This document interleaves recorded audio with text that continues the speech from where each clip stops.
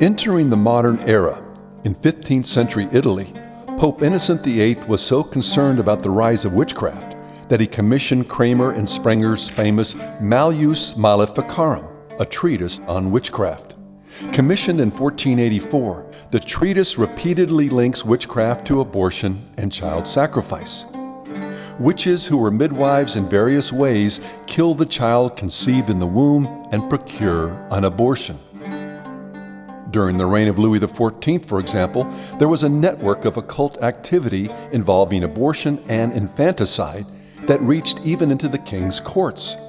Investigating a series of suspicious deaths, the lieutenant general of the police in Versailles was led to Madame de Montespan, Louis's favorite lover, and then to Voisin, a practicing witch and abortionist who had provided the poisons used in the murders. Upon further investigation, he learned that the abortion services were connected with satanic rituals and being primarily performed for members of the aristocracy. Puis-je vous présenter Catherine d'Essay, veuve mon voisin, dites la Voisin. Spécialiste des poudres de succession, bouillon de 11 heures, aiguilles et autres instruments, messe noire. C'est une condamnation. Non, c'est ma raison sociale. Et le tout sans danger. Je le garantis. Comme le dit madame, rien ne vaut une empoisonneuse pour éviter d'être empoisonnée. J'en appelle à Samaël, prince des abîmes, qu'il accorde à Athénaïs, marquise de Montespan. The following is the testimony of Voisin's daughter at the subsequent trial. At one of Madame de Montespan's masses, I saw my mother bring an infant, obviously premature, and place it over a basin over which his throat was slit and its blood drained into the chalice. Note that the child was premature, likely the victim of one of the many abortions Voisin had performed. Then the cup filled with the baby's blood was lifted up to heaven, and this invocation was given. Hail, Ashtaroth and Asmodeus, princes of friendship. I conjure you to accept the sacrifice of this child in return for the favors asked of you. Ashtaroth was the goddess wife of Moloch. Asmodeus is a transliteration of the Hebrew name for a demon that is normally associated with lust. Aborted children, as well as infants purchased from prostitutes and the very poor, were being sacrificed in a satanic ritual designed to grant spiritual power to the practitioners. At her trial, Voisin confessed that no less than 2,500 babies had been disposed of in this manner. Il nous écoute. Non, jamais. Cela jamais. Que Dieu me pardonne. Donnez-moi ce filtre. Adieu. Adieu, ma princesse. Vous y reviendrez. Historians debate whether these tales of satanic masses and rumors of ritual infant sacrifice are in fact reliable. Were they coaxed out of frightened witnesses by the Lieutenant General of the Police in Versailles, who used torture as part of his interrogation techniques, or were these simply folk rituals combined with elements of the Catholic Mass that served to assuage the conscience of Voisin as she came to terms with the moral implications of the many abortions she had performed? In the book Affair of the Poisons, Murder, Infanticide, and Satanism in the Court of Louis XIV, author Anne Somerset offers this explanation. Voisin appears genuinely to have believed in the power of magic, but she combined this with an outward profession of piety.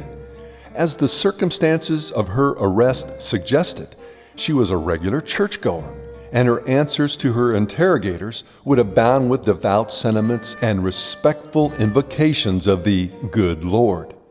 When she finally began to make significant revelations, she would claim she was doing so for the glory of the Lord, who had commanded her to heed His will as she knelt in prayer.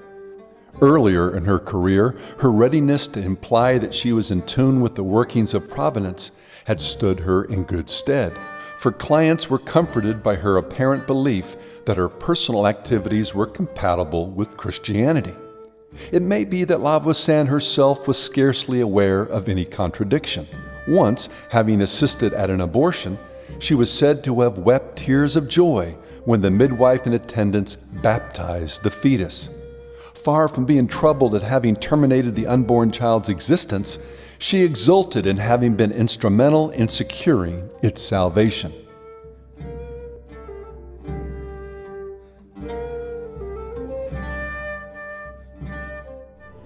Witchcraft, black masses, infant blood sacrifice, it does seem far-fetched. It's no wonder that some historians are skeptical. But when we consider the culture of the time, the picture comes into sharper focus.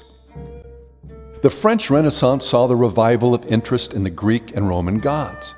King Louis XIV himself loved paintings with mythological themes and had a particular fascination with the sun god Apollo. In paintings of that era, Louis is portrayed as the Sun King. La Voisin, no doubt, shared Louis's fascination with pagan gods and goddesses. She mixed this with a kind of folk witchcraft, herbalism, astrology, and the concoction of love potions and various poisons, including potions used to induce abortion. La Voisin's vocation as a poisoner is, in fact, the most documented element of the affair.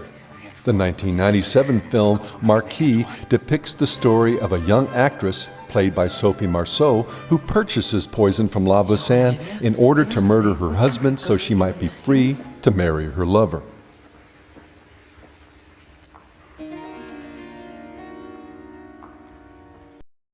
Likely in the minds of La Voisin and others who practice these abominations, they were doing a good thing in providing abortion to women whose children were products of adultery, fornication, and incest. Whether or not these dark ceremonies incorporating the blood of babies butchered through abortion were consciously meant to be satanic, only God knows. But what is apparent is that elements of witchcraft and pagan religion were interspersed with Christian rituals in order to justify the horrific crime of child murder. But is this really that different from what we still see going on today? We're here at the Orlando Women's Center. I'm a part of a team that meets here on Saturday mornings. I've had people stand here and tell me on numerous occasions that they're sure that they're sending their baby straight to heaven, that their baby is in the arms of Jesus from coming to this abortion clinic and killing their baby. I've spoken to pastors about this, and some well-known ones that are absolutely in shock and cannot believe that somebody that claims to be a Christian could believe such a thing. A North Texas doctor who performs abortions is back in the spotlight this midday. His clinic shut down a while ago, but now he's reopened a surgery center. He is now the only doctor in the area who will perform late-term abortions. That's for women who are up to 6 months pregnant. It's no surprise that he's been the target of protests, but as KVUE's Jim Douglas shows us, there is a surprise in the doctor's story. Am I killing? Yes, I am. I know that. It's a jarring admission from anyone, especially from a doctor, and perhaps even more so from this doctor. I'm an ordained Baptist minister. He's now a Unitarian who says he prays often. And then I'll ask that the spirit of this pregnancy be returned to God with love and with understanding. The notorious abortionist George Tiller, who was shot to death in 2009, employed a resident chaplain in his late-term abortion clinic. Observers outside the clinic would note the frequent smoke arising from an incinerator chimney as babies were cremated inside the building. Tiller's website advertised baptisms, funeral services, celebrations, and blessings for the aborted fetus prior to being burned in the incinerator.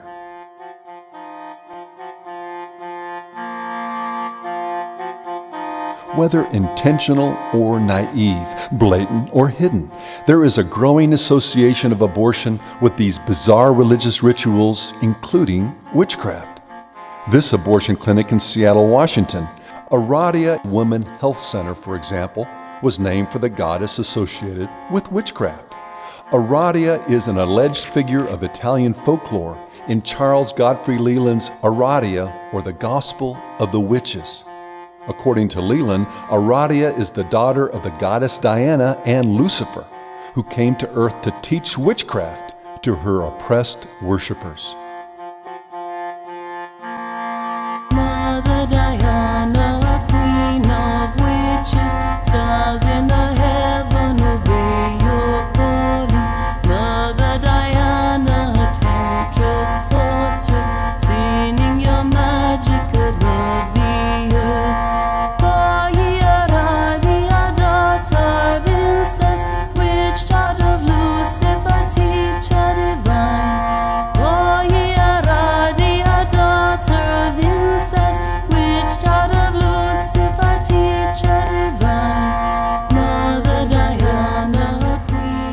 19th century folklorists compiled the book as an attempt to portray the beliefs and rituals of an underground religious witchcraft tradition that, Leland claimed, had survived for centuries until his discovery of its existence in the 1890s. The Gospel of Aradia became the first real text of the 20th century witchcraft revival.